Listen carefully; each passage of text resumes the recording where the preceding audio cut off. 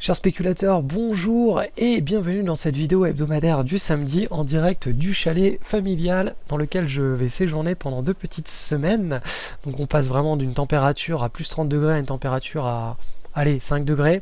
Et cette semaine, on va parler de quoi? On va parler du marché des cryptos avec l'IOS qui est en train de nous donner un signal assez positif. On espère juste que le reste du marché des cryptos va le suivre, qu'on va passer vraiment de cet hiver foudroyant à un printemps sur le marché des cryptos et peut-être un été pour la fin de l'année 2019. Deuxième partie, on va parler des indices et surtout je vais vous présenter 3 cas pratiques qui ont été annoncés sur Telegram et sur les stories Instagram. Donc on est en pleine saison d'annonces de résultats. Donc il y a pas mal de trades de news et ce sont tous ces trades de news qui sont en train de redonner de la vigueur au marché et de potentiellement inverser totalement le signal de marché baissier qui avait été lancé fin décembre. Donc on va faire l'étude de 3 cas pratiques de prise de position et de contexte sur lesquels on a un véritable avantage statistique et sur lequel on a tout simplement la possibilité de très rapidement neutraliser son risque et de se retrouver avec un trade gratuit. Donc ça faisait des mois que je n'avais pas fait ça, tout simplement parce que les conditions de marché n'étaient pas propices et suffisamment fortes pour pouvoir vous proposer ce genre de cas pratique en live.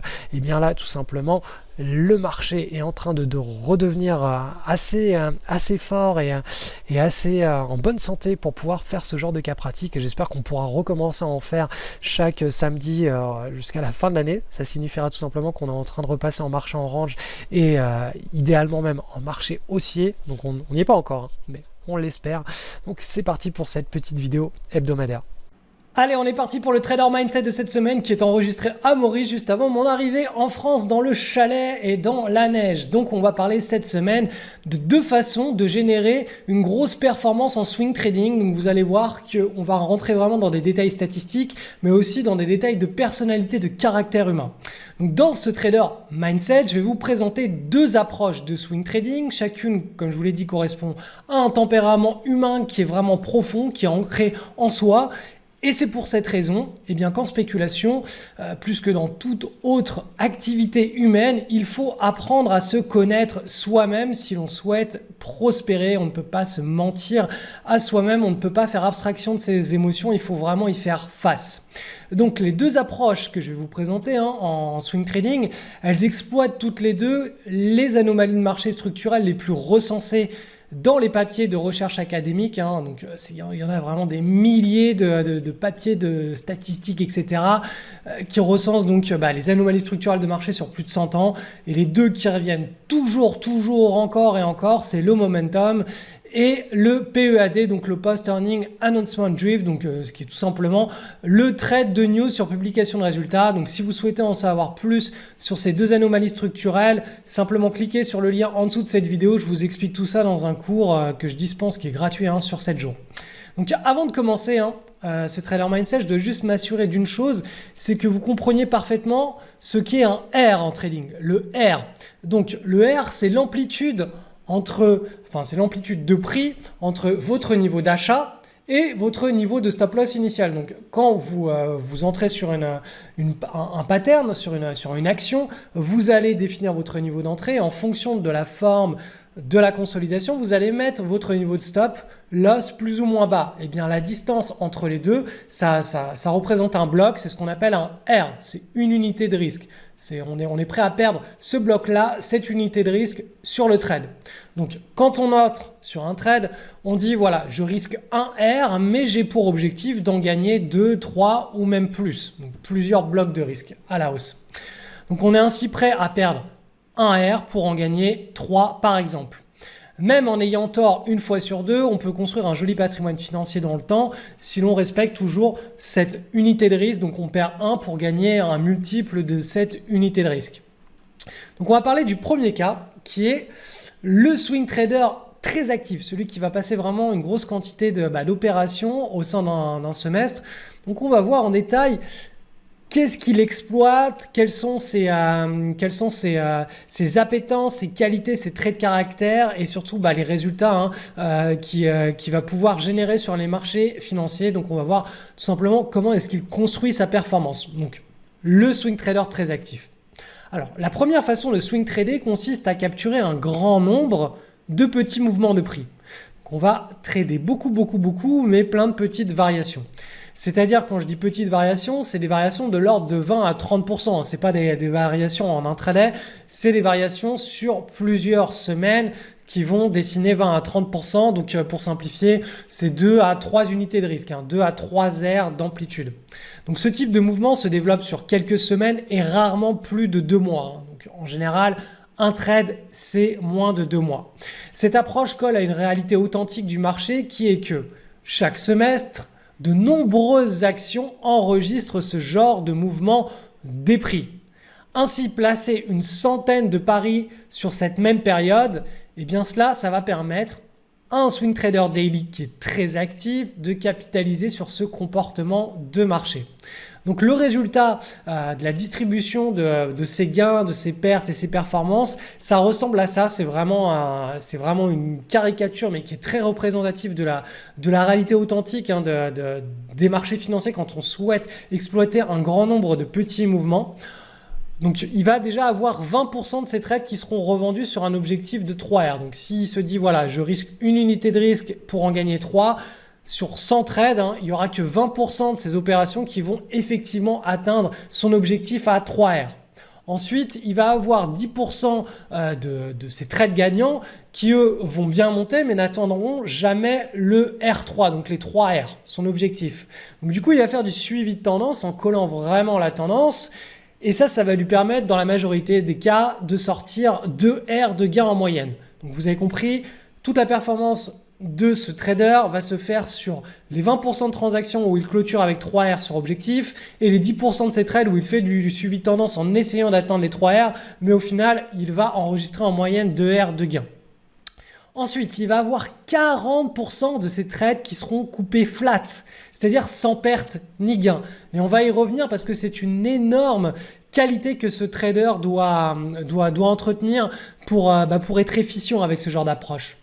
Ensuite, il aura 15% de ses trades qui seront coupés avec une légère perte, c'est-à-dire au milieu de son R, avec moins 0,5 R. Donc il n'est pas coupé directement sur son stop loss, c'est quand ça a retracé la moitié, il a mis en place une stratégie de coupe qui lui permettait de sortir sur 15% de ses opérations à la moitié de son risque initial et maximal qu'il était prêt à assumer sur ce trade. Et enfin, il a 15% de ses opérations qui sont effectivement clôturées sur son niveau de stop loss avec moins 1 R de perte. Donc si on fait les comptes sur 100 trades, ça veut dire qu'il a cumulé 80 R de gains, donc 60 R plus 20 R, donc les 20% qui sont arrivés au 3R et les 10% qui sont arrivés au 2R. Ensuite, il a cumulé 22,5 R de pertes. Donc je vous laisse faire les calculs, sinon vous avez simplement besoin de lire ce qui s'affiche sur l'écran ici. Ce qui lui fait un total cumulé de 57,5 R sur 100 trades. Donc ça veut dire tout simplement que le trader fait 57,5% de rentabilité sur 100 trades si à chaque fois 1 R égale 1%. S'il décide que 1 R c'est égal à 0,5% de risque par trade, c'est-à-dire qu'il va risquer non pas 1% par R, mais 0,5%, donc il va vraiment être beaucoup plus défensif, du coup sa rentabilité elle sera divisée par 2, elle sera de 29% tous les 100 trades. Donc voilà, ça c'est la moyenne, c'est le genre de choses auxquelles on peut se confronter, c'est une réalité authentique de ce qui se passe sur les marchés financiers, mais pour pouvoir l'exploiter de manière efficiente, il va falloir avoir certains traits de caractère que tout le monde n'a pas forcément et qui sont les suivants, les traits de caractère du swing trader ultra actif. Donc, dans cette première approche, la chose la plus importante, c'est de pratiquer la coupe sans ne jamais faillir. Je ne sais pas si vous vous imaginez, mais couper sans broncher sur 70% des trades, sachant qu'il y en a vraiment un paquet, puisqu'on est sur du quantitatif, on est sur du pratiquement 100 trades par semestre, c'est de la coupe industrielle, c'est de la coupe à la chaîne, c'est du Fordisme. Il faut vraiment être en mesure d'accepter cette réalité qui est 70% de mes opérations ne vont nulle part peu de temps après être entrées. Et sur ces 70% d'opérations, il y en a 30% qui vont se clôturer en perte et 40% neutres. Ça fait vraiment un sacré paquet d'opérations. On ne va pas être en gain et on va être systématiquement en train de couper. Et pour autant, C'est pas parce que 70% du temps il se passe rien, où on a des petites pertes ou des pertes tolérables qu'on a définies à l'avance, que ça nous empêche de gagner sur les marchés financiers. Mais psychologiquement, il faut vraiment embrasser cette réalité. Et ça nous amène à 2 points de frustration que le swing trader ultra actif doit affronter et doit embrasser s'il n'est pas capable de vivre de manière avec du lâcher prise. Ces 2 frustrations, ce sera pas pour lui. Donc la première, c'est, on l'a vu, c'est de couper en masse ses positions, c'est d'accepter la frustration de sortir flat d'un trade, c'est-à-dire sans perte ni gain, puis de le voir ensuite s'envoler vers le nord juste après. Ça va arriver de nombreuses fois. Vous sortez sans perte ni gain, vous êtes flat, vous avez protégé votre capital, et puis hop, juste après, la séance ou les 2 séances d'après, ça rebondit, et là, ça déclenche une puissante tendance qui va jusqu'au R3. Donc ça, il faut accepter cette réalité, c'est comme ça fait partie du jeu. La première chose, c'est de protéger son patrimoine, et ensuite, on s'expose aux mouvements qui sont directs et qui vont très rapidement vers le R numéro 3, vers 3 R de gain. Donc il faut accepter le fait de voir ces trades partir vers le nord juste après les avoir coupés flat. Et le deuxième point de frustration, c'est que le spéculateur ultra actif cherchera des mouvements directs, c'est-à-dire vraiment qui vont filer très très rapidement vers le R3, mais avec très peu de respiration, parce que lui il va vraiment accumuler des trades. Sur un semestre, on a vu, c'est facilement 100 trades quand le marché est actif. Donc soit ça part en quelques semaines vers le R3, soit sa stratégie de suivi de tendance qui vraiment colle de très près les fluctuations, cette stratégie de suivi de tendance le sort du trade.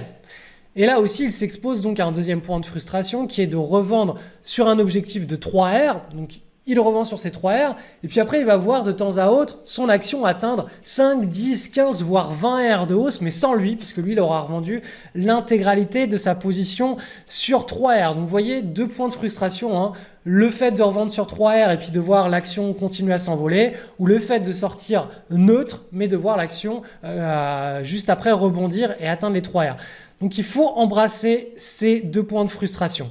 Donc l'objectif, il faut vraiment rappeler quel est l'objectif principal du spéculateur ultra actif. Son objectif principal, c'est pas d'exploiter les énormes mouvements qui sont plus rares sur les actions. Lui, son objectif, c'est juste d'exploiter des décalages moyens des prix sur les actions les plus fortes du marché. Donc sur les actions qui sont capables de délivrer de manière régulière plus 20, plus 30% sur quelques semaines ou sur 1 ou 2 mois, il va enchaîner les trades. Mais lui, il ne veut pas les plus grosses actions, celles qui vont faire 10, 15 ou 20 R, qui sont beaucoup plus rares. Ce trader a donc appris à gérer cet état de frustration en le faisant carrément disparaître de son arc-en-ciel émotionnel. Et c'est là où est la clé, c'est là où est le secret. Si vous n'êtes pas capable de faire abstraction de ces 2 états de frustration, si vous n'êtes pas capable de vivre avec sans que ce soit ressenti comme de la frustration, le swing trading de manière ultra active n'est pas fait pour vous. Par contre, si vous êtes capable de faire abstraction de ces 2 points de frustration, là, ça peut être quelque chose d'envisageable. Et la deuxième chose, c'est que le niveau de compétence, de précision et de rigueur qui permet à ce type de spéculateur actif de générer une performance qui est régulière, millimétrée et parfaitement contrôlée, et bien ce niveau de compétence, de précision et de rigueur, il est vraiment amené à un certain niveau. C'est pas quelque chose qui est accessible à monsieur tout le monde, il faut vraiment de la pratique, il faut de l'engagement, il faut de la passion, il faut vraiment aimer ça. Donc ce n'est pas accessible à monsieur tout le monde. D'ailleurs, l'étape d'après, c'est vraiment de passer au day trading, qui est vraiment une activité pour passionnés purs, une activité de sportif de haut niveau que je ne recommande à personne de par justement cette accessibilité qui est très restreinte.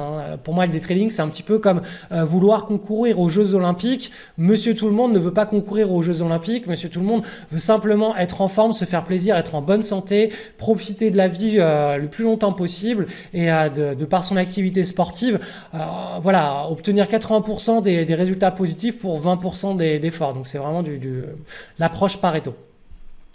Donc du coup, ce spéculateur qui est ce swing trader qui est ultra actif, les côtés positifs qu'il a, comme je vous l'ai dit, c'est une performance qui est vraiment très régulière, millimétrée et parfaitement contrôlée, mais cela se fait au prix d'un travail qui est beaucoup plus soutenu comparativement à notre deuxième type de spéculateur. Alors, Quel est-il notre deuxième type de spéculateur? Non, ne regardez pas par ici, ne regardez pas par là, c'est probablement vous, c'est probablement moi, ce sont tous les élèves de mon école et c'est les grandes valeurs que je prône et que je défends, même si le swing trading ultra actif est vraiment très intéressant, j'ai fait ça pendant plusieurs années, j'en suis vraiment à arriver à du Pareto poussé à l'extrême au niveau de la bourse et au niveau d'ailleurs de tout le reste dans ma vie. Donc c'est pour ça que je veux vous présenter ce deuxième cas comme un cas qui vous conviendra, je pense, en tout cas pour apprendre la bourse, qui vous conviendra enfin c'est sûr à 99% que toutes les autres approches. Donc, on va voir maintenant comment un swing trader ultra sélectif, non pas ultra actif, mais ultra sélectif, construit sa performance. Donc la logique ici, elle est différente puisque le spéculateur va chercher à capturer non pas un grand nombre de petits mouvements, mais une minorité de grands mouvements. Donc ces hausses, elles sont beaucoup plus rares, il faut donc adapter son approche et son état d'esprit à cette réalité authentique du marché. Donc chaque semestre, le trader ultra sélectif devra se concentrer sur une trentaine d'opérations qui sont ultra bien choisies.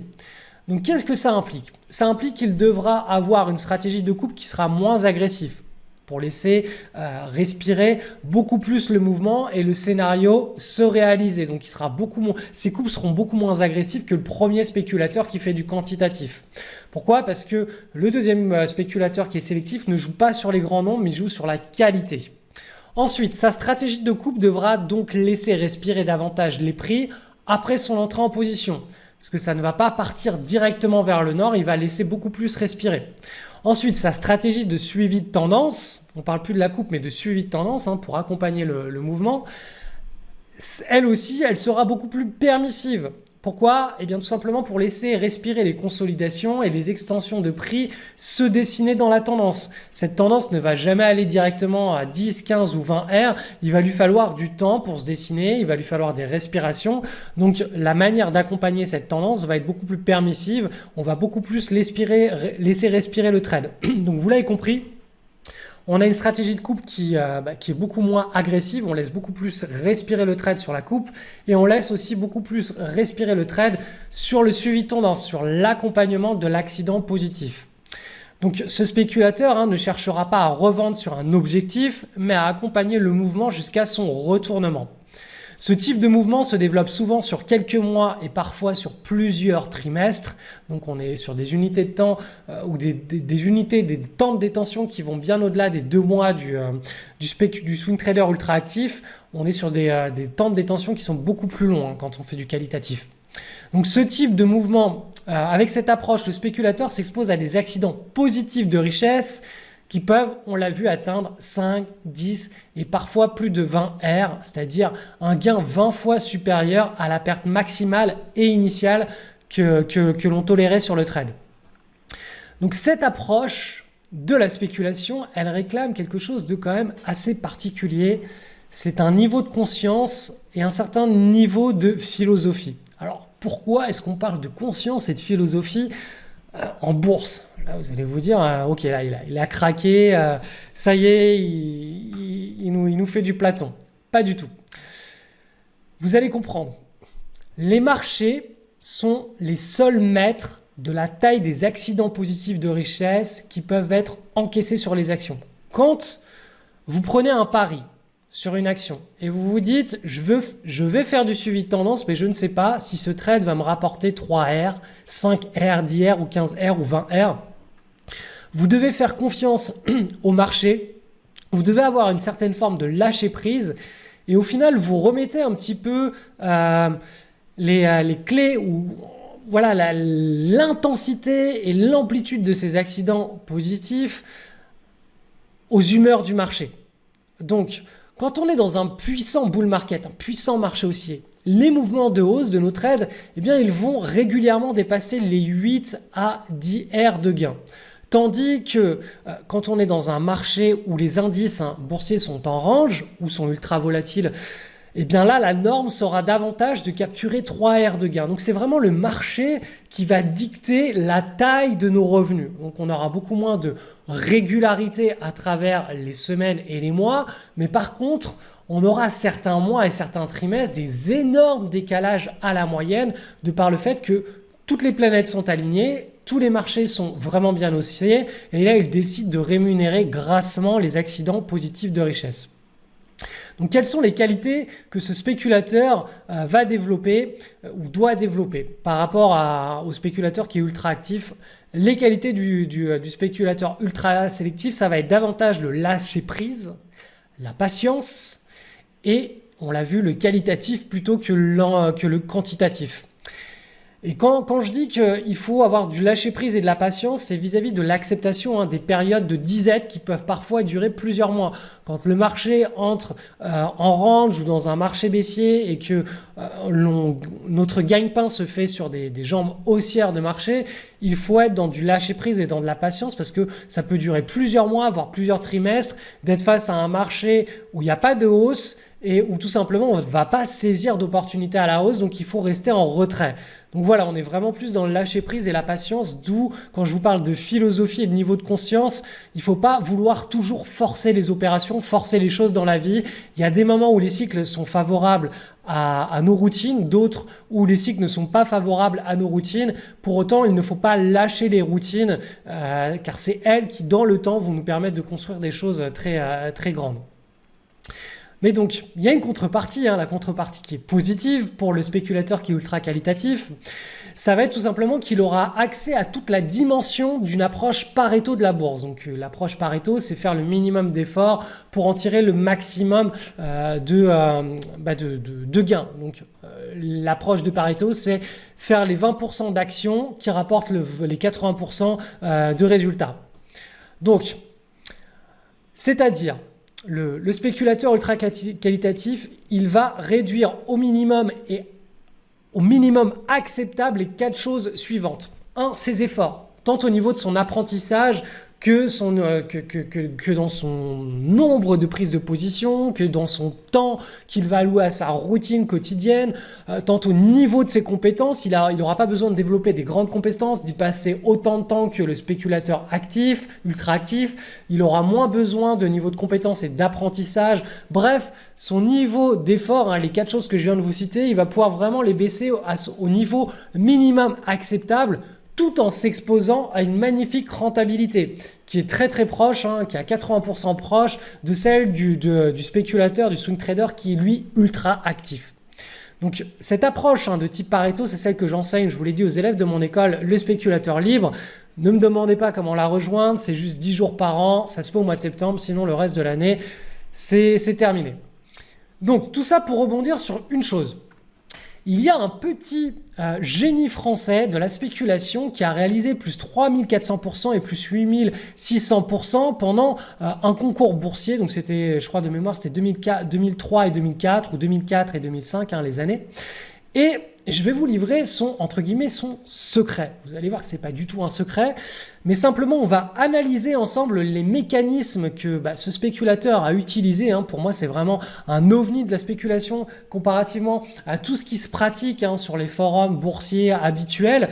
Vous allez voir ce qui lui a permis d'enregistrer ces performances qui sont littéralement stratosphériques en l'espace de 6 mois. Donc, tout simplement pour avoir cette analyse et 6 autres cours, donc il y aura 5 cours plus le cours consacré à ce petit génie de la spéculation. Le lien est en description de cette vidéo, donc ça va vous permettre de vous inscrire, c'est complètement gratuit, à un cours accéléré sur 7 jours. Et donc je vais vous enseigner tout simplement les bases du swing trading en accéléré, les outils, les fondamentaux, tout simplement pour pouvoir spéculer de manière efficace en swing trading, que vous soyez vraiment branché sur une approche 100% Pareto ou une approche 100% active de la bourse. On va vraiment aborder tous les fondements qui sont propres au swing trading. Donc le lien est en descriptif de cette vidéo. Alors on est parti pour l'analyse du marché des cryptos. Depuis le chalet, je ne parle pas trop fort parce que il est très tôt. Je suis toujours aligné sur le fuseau horaire de l'île Maurice. Alors, on est toujours dans ce triangle chartiste de consolidation, de continuation de tendance baissière. Le flux est toujours baissier. On est en train de rebondir depuis la borne basse vers la borne haute. En cas de cassure de la borne haute, on a cette zone de résistance et si on l'atteint, tant qu'on la dépasse pas, le flux baissier sur le marché des cryptos et du Bitcoin, qui est le roi des cryptos, sera toujours actif, hein. Ensuite, on va aller voir du côté de l'Ethereum. L'Ethereum, situation identique. On est dans un joli triangle de continuation de tendance. On est en train d'effectuer le rebond depuis le bas du triangle vers la borne haute du triangle. En cas de cassure, on a cette zone de résistance qui est très solide, hein, et il va falloir la casser par le haut, cette zone de résistance, si l'on veut passer de l'hiver, on va dire, au printemps sur le marché des cryptos. Il faudrait que toutes les zones de résistance que je vous ai mises en rouge soient cassées par le haut en hebdomadaire. Donc on en est loin. Pour le moment, on est toujours dans un flux baissier, on est toujours dans l'hiver du marché des cryptos. Sur l'IOS, on a cassé par le haut le petit triangle de consolidation du flux baissier, c'est-à-dire qu'on arrive maintenant sur la zone de résistance. Regardez cette zone de résistance, c'est celle qui définit la polarité entre, là on était dans un marché en range pendant l'année 2018, on est passé sur un marché baissier au mois de novembre 2018. Si on revient dans cette zone de range, on repartira du principe qu'on est dans des conditions de range sur l'IOS, et ce serait une très bonne nouvelle pour passer encore une fois de l'hiver au printemps sur le marché des cryptos. Donc on n'y est toujours pas, là on est juste sur un point dur, donc ça risque d'être compliqué à passer. Si ça passe et qu'on commence à évoluer au-dessus de cette zone si importante, hein, c'est un pivot majeur. Si on reconquit ce pivot et qu'on évolue au-dessus et qu'on observe la même chose sur le Bitcoin et sur l'Ether, et bien là on pourra partir du principe que les choses redeviennent très sympathiques sur le marché des cryptos, et ça devrait être plutôt positif pour le reste de l'année 2019 si ça se passe. On n'en est pas encore là, c'est simplement des scénarios, vous savez, en bourse, on ne peut pas prédire l'avenir, on est toujours dans des scénarios if then else, hein. C'est comme en informatique, si ça fait ça, puis ça, je fais ça, si ça fait ça, puis ça, je fais ça, mais on n'est pas dans une psychologie de prédire les choses. Alors, où vont les bourses? On est toujours dans cet énorme short squeeze, hein. Je vous rappelle que là, tous les shorts, tous les baissiers, moi-même je pensais que l'on entrait dans un marché baissier à partir de là, puisque c'était un signal qui était collectif sur tous les indices boursiers du monde. Eh bien, ça a été reconquis, hein. Comme je vous l'ai dit, ce niveau de range a été reconquis à la hausse ici, à la 3e semaine de janvier, et à partir de cette semaine-là, et ça a été surtout le cas à partir de la dernière semaine de janvier, nos screeners ont commencé à se repeupler en termes d'opportunités. Je vous demandais et réclamais de ne pas être trop agressif, puisqu'on ne savait pas si c'était tout simplement un rebond de marché baissier ou un vrai short squeeze. Et là, d'après le CAC 40 avec dividende brut réinvesti, vu qu'on est en train de passer la résistance là, ici, on se retrouverait du coup dans un véritable range avéré, et on serait en train d'aller chercher tout simplement le haut du range. Donc là, ça se précise, hein, sur le CAC 40 avec dividende brut réinvesti. Si ce scénario, si on vient taper à nouveau en plus haut historique, hein, on aura eu l'un des plus gros short squeeze de l'histoire. Il est surtout visible sur le marché américain. Alors sur le CAC petite et moyenne capitalisation, on est en train d'effectuer ce qu'on appelle un double creux, donc ou une tasse avec une anse. Moi j'aime bien voir des tasses et anses partout, puisque c'est des belles figures de consolidation et de continuation ou de retournement. Mais on peut aussi appeler ça un double creux en Adam et Ève. Donc tout simplement, on l'a cassé la semaine dernière, validé cette semaine, mais là on est sur une zone de résistance majeure, donc il va falloir la dépasser pour ensuite repartir, vous l'avez vu, hein, sur cette zone de range. Et ça veut dire que sur le CAC petite et moyenne capitalisation, si on casse cette zone là, on se retrouve à nouveau dans une zone de range. Donc fini le bear market sur le CAC petite et moyenne capitalisation, fini le bear market sur le CAC avec dividende brut réinvesti, et sur le DAX, hop, lui on est un petit peu plus éloigné, hein. La fameuse zone de pivot, elle est ici, on n'y est pas encore, hein. On a simplement validé cette figure de double creux. Là aussi on a Adam et Ève, c'est un double creux de chartiste, c'est un point d'inflexion, retournement de tendance. Donc là il faut qu'on aille chercher cette zone de résistance, puis qu'on la repénètre pour se retrouver dans une situation de range. En tout cas sur le marché européen, qui est le marché de très loin le plus sinistré, hein, au cours du dernier trimestre de l'année 2018, et bien simplement les choses sont en train de s'arranger, de redonner espoir. On va aller voir maintenant ce qui se passe sur le marché américain avec le Nasdaq. Donc le Nasdaq, lui, il arrive sur cette zone, hein. Alors là, on le voit vraiment, le short squeeze, il est très fort. On est parti d'une puissante tendance baissière avec signal de baisse sur les unités de temps hebdomadaires. Ça n'a pas été validé en mensuel. Et là, boum, on a remonté d'un coup en ligne droite. Donc là, on arrive concrètement, hein, sur une zone de résistance qu'il va falloir dépasser. Donc là, cette semaine, on a vu qu'on avait encore de la force. Les screeners sont encore remplis de plein d'opportunités. On est en pleine saison des annonces de résultats, des publications de résultats. Et on voit de nombreuses patterns qui cassent à la hausse, hein. On a des breakouts, on a des gaps de rupture, des breakaway gaps. Je crois que ça se dit comme ça en anglais, et tout simplement c'est initiateur de nouvelles tendances moyen terme. Donc la saison des résultats est en train de littéralement inverser ce qui s'était produit ici, c'est-à-dire le signal de marché baissier. Là vraiment mi-janvier jusqu'à fin février, ça a été une saison de résultats qui était très très très prolifique pour les acheteurs. Ils sont revenus massivement sur le marché américain et sur les actions américaines. Donc là, tout simplement, il va falloir la passer, cette zone-là. Tant qu'on ne l'a pas passée, hein, on reste quand même dans une zone de potentiel, hein, de reprise à la baisse, mais vu la force qu'il y a sur nos screeners, il y a de bonnes chances pour que on aille rechercher ce plus haut, ce dernier plus haut historique, et qu'on se retrouve véritablement dans une situation de range. Sur le SP500, la situation est exactement la même. Moi, j'aurais vraiment adoré que l'on ait sur tous les indices boursiers cette fameuse consolidation dont je vous parlais, mais voilà, les acheteurs sont tellement vigoureux que il y a de fortes chances pour qu'au final, boum, on aille rechercher en ligne droite ce dernier plus haut historique. Donc affaire à surveiller. En tout cas, tout ce qui est en train de se passer actuellement sur les bourses européennes et américaines, c'est plutôt de bon augure. Sur nos screeners aussi. Alors sur le marché européen, il n'y a pas grand chose. On a eu 2-3 années où les marchés européens étaient très actifs en termes d'opportunités, les marchés américains étaient beaucoup plus en retrait. Et bien là, on est en train d'assister à un nouveau cycle où c'est les États-Unis qui reviennent en force, avec des screeners qui sont gorgés d'opportunités sur les actions américaines, alors que pour le moment sur le marché européen, ça reste timide. En même temps, vous l'avez vu, hein, les indices boursiers européens ont été largement sinistrés sur le dernier trimestre de l'année 2018, et là on est actuellement seulement en train d'inverser la vapeur.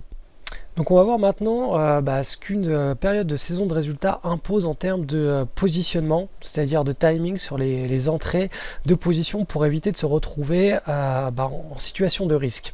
Donc je vais vous présenter 3 opportunités qui sont passées sur nos radars au cours des dernières semaines. Je crois que j'en ai présenté pas mal.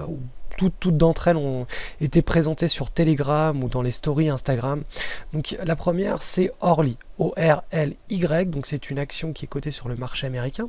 Et donc vous voyez que cette pattern en hebdomadaire, hein, elle est magnifique, elle est quasi parfaite, hein. On a une tendance de fond haussière au préalable qui est présente, on a ce magnifique pivot qui était tapé à de nombreuses reprises, on a les fluctuations qui se resserrent sur la fin, on a le breakout ici sur volume, et bon, après ça part, mais nous ce qui nous intéresse c'est au moment de la prise de position. Donc bien sûr il faut aller voir en journalier ce qui se passe, et quand on observe ce breakout qui a lieu donc ici en journalier, les volumes ne sont pas encore présents, et surtout le plus important c'est que avant de prendre une position, il faut toujours aller vérifier la date de publication des résultats. Or l'annonce de résultats était annoncée pour quelques jours après, c'est-à-dire juste ici.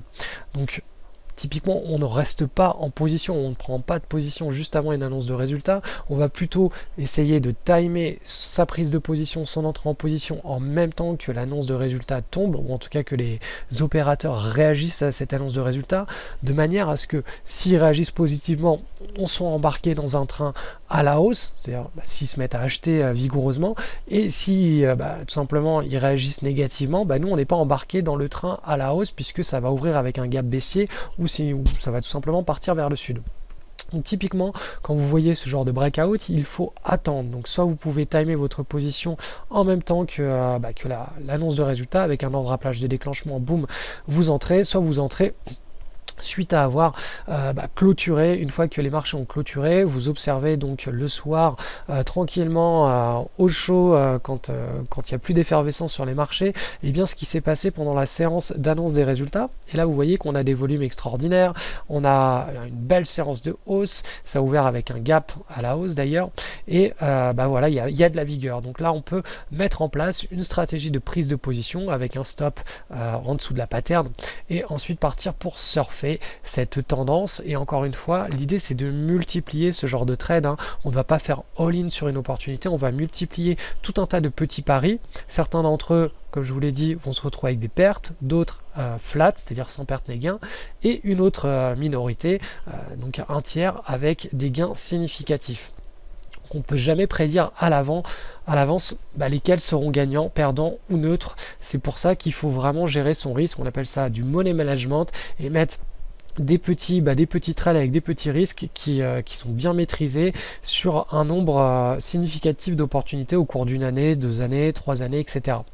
On va aller voir maintenant une autre opportunité. Donc le titre NSSC qui a été présenté sur là aussi sur la chaîne Telegram et dans les stories Instagram. Donc on est en hebdomadaire, hein. On a cette tendance haussière long terme, on a cette pattern en tasse et anse. Alors vous voyez que la tasse et anse n'est pas parfaite, hein. On a cette tasse et l'anse à pas mal d'amplitude, hein. Ça c'est lié notamment au V-bottom qui a été enregistré sur les indices au cours de fin décembre, hein. Ça s'est pas mal écroulé, donc cette action a très bien tenu pendant le signal de marché baissier sur les indices américains. Et puis quand on a eu le retournement, la reprise du pivot, peu de temps après, on a eu cette cassure en hebdomadaire. Regardez, les volumes sont absolument extraordinaires en hebdo. Alors bien sûr, on va regarder en journalier ce qui s'y passe. Et là, on voit qu'on a une annonce de résultats ici, avec des volumes extraordinaires. Donc là aussi, hein, quand on se rend compte le soir, grâce à ces petits screeners de news ou ces screeners habituels, que l'on a une opportunité comme ça, qu'on a des très gros volumes, que les acheteurs sont présents, que les indices ont éventuellement récupéré leur pivot, là on peut se permettre de prendre un petit trade avec un risque encore une fois bien maîtrisé, et donc prise de position pas pendant la news mais après la news, hein. Le potentiel, ceux qui me diront oui non mais Cédric regarde ça a déjà augmenté là, c'est trop tard. Non, là c'est juste le top départ des tendances que l'on cherche à prendre. Soit la tendance elle prend et on la surfe, soit la tendance elle meurt très rapidement et on sort soit flat soit avec une petite perte. Mais on n'est pas là pour prendre des clopinettes, on est vraiment là pour capturer des gros mouvements sur 1, 2 ou 3 mois, même plus, parfois plusieurs trimestres, même parfois plusieurs années. Tant que la tendance tient, on va la surfer. Et les tendances les plus belles et celles qui ont les plus belles espérances de gain et qui peuvent être neutralisées à très court terme, c'est celles qui émergent de belles patterns comme ça, avec un beau breakout, avec typiquement une news, hein, un catalyseur, dans des conditions de marché qui sont propices. Ça permet de multiplier encore une fois les trades avec la plus grande espérance de gain et le minimum de risque. Allez, cette semaine je vous gâte, hein, ça faisait très longtemps que j'avais pas fait des études de cas comme ça, des cas pratiques, hein, puisque le marché vraiment depuis plusieurs mois était trop mauvais pour pouvoir se permettre de faire ce genre de choses, parce que j'ai pas du tout envie de vous encourager à mettre vos billes dans des conditions de marché qui ne sont pas en adéquation avec ce genre de prise de risque.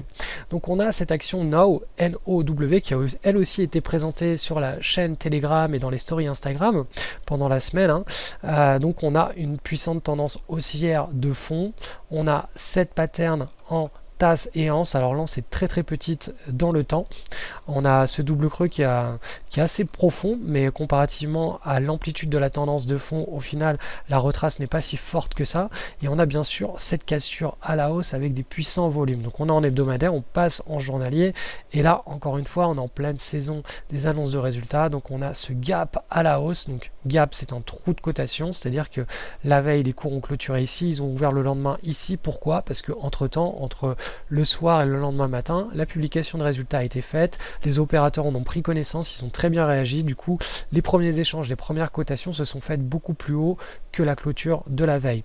Donc les volumes ont été très intenses. Même la veille de l'annonce, vous le voyez, on avait déjà des volumes qui étaient très forts. Donc des leads initiés ou pas, On n'en sait rien, de toute façon nous on est juste là pour capturer la viande des grosses tendances. Et les grosses tendances sont, sont dessinées, sont créées par les gros fonds institutionnels qui vont tout simplement devoir étaler leurs ordres d'achat, puisqu'ils ont plusieurs milliards de dollars sous gestion. Ils vont devoir étaler leurs achats sur plusieurs jours, plusieurs semaines et plusieurs mois pour acquérir une ligne complète dans leur portefeuille. Ils ne peuvent pas se permettre d'entrer en une fraction de, voilà, en un seul ordre. Nous, on peut se le permettre. C'est d'ailleurs notre force sur les marchés, c'est qu'on peut rentrer et sortir très rapidement. On a la liquidité de par notre petite taille. Les gros fonds, eux, pour créer une position complète dans leur portefeuille, il va leur falloir du temps. Donc c'est davantage eux, on va se coller à eux un petit peu comme vous voyez les baleines ou les requins, il y a toujours des petits poissons là qui suivent leur trajectoire, qui sont plus ou moins collés à eux. Et bien nous c'est pareil, dès qu'on a trouvé une grosse baleine ou un gros requin, on est le petit poisson qui va tout simplement traverser l'océan grâce à leur énergie. Donc voilà, tout simplement un trade de news, c'est du classique, hein. Mais encore une fois, on n'est pas là pour faire du casino, on ne fait pas du 50-50 en prenant une position avant une annonce de résultat, on attend que les résultats tombent, et s'il y a une forte surprise et que le consensus change, vous voyez que le consensus là sur cette action, il était neutre, hein. On évoluait latéralement, et plus ça allait dans le temps, plus le pricing de l'actif était correct, puisque sur la fin, on avait juste une amplitude de, voilà, on évoluait entre 194 $ et 183 $, donc il était correctement pricé à 10 $ près. Et là, boum, on a l'annonce de résultat qui tombe. Et là, tout simplement, la vision des opérateurs sur cette action est en train de changer, et on a un pricing qui est en train de se refaire à la hausse. Alors qu'avant, c'était là, entre ces deux grosses bornes, hein, vous voyez que on avait une forte amplitude, puis là, entre ces deux petites bornes, donc le pricing était de plus en plus propre et de plus en plus établi, et puis là, on a l'annonce. Tout ce pricing doit être réévalué à la hausse, et d'où la tendance haussière qui a une dérive haussière, hein, c'est le post-earning announcement drift. Encore une fois, si vous vous inscrivez au cours qui est gratuit en lien de cette vidéo, je vous expliquerai les deux grandes anomalies statistiques que sont le momentum et le post-earning announcement drift, hein, le PEAD. Je vous offre aussi mon livre, tout est expliqué dedans. C'est vraiment les deux plus grosses anomalies de marché sur lesquelles vous devez cumuler des centaines et des milliers de trades avec un money management juste. Ça ne veut pas dire parce que le fait que vous utilisiez une de ces deux anomalies, vous allez avoir que des trades gagnants. Bien entendu, non. Ça veut simplement dire que vous avez un avantage statistique sur les marchés, et qu'avec un beau money management, vous allez pouvoir exploiter ça sur le moyen long terme avec des résultats qui seront vraiment significatifs. Allez, avant de nous quitter, je vous invite tout simplement à vous inscrire à cette formation offerte et gratuite. Le lien est en description. Vous allez tomber sur cette page. Il y a un gros bouton rouge, s'inscrire. Vous cliquez dessus, vous rentrez votre adresse email et vous allez recevoir 6 leçons exclusives. Et je parle notamment des performances exceptionnelles de notre trader français de génie. Vous verrez comment est-ce qu'il a construit cette performance en 2 fois 6 mois. C'était les deux périodes de concours avec argent réel, avec des petits capitaux qu'il fallait le faire monter le plus rapidement possible, et vous allez voir qu'au final son secret n'est pas un si grand secret que ça, et que c'est accessible à tout le monde. Mais par contre il faut être vraiment très rigoureux sur son implémentation. Donc on se rejoint juste derrière pour le début de vos leçons, et je vous offre aussi mon livre si vous vous inscrivez à cette petite formation express et gratuite de 6 leçons.